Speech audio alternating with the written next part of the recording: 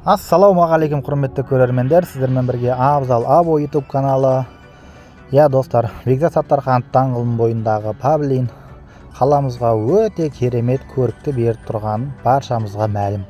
Алайда қазіргі таңда жарық шамдары өшіп қалған. Неліктен екенін білмедім, біршама уақыт болды.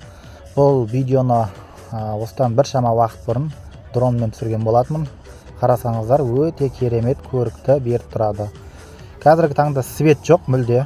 Соны тиісті мекемеге жолдап, светін жағып қоюын сұраймыз.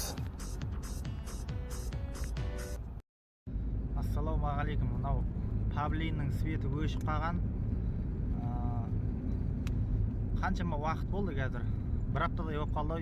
И мынау бұрылу стрелкасы да светі жоқ, павлиннің свет жоқ. Негізі павлин свет жаңған кезде әп-әдемі көрінетін еді. Әп-әдемі. Мұны қараңыздар. Қазір свет жоқ. Осын светін жағып қойса екен, тиісті мекемеге жолдайтын боламыз. Неліктен өшік тұр бұл?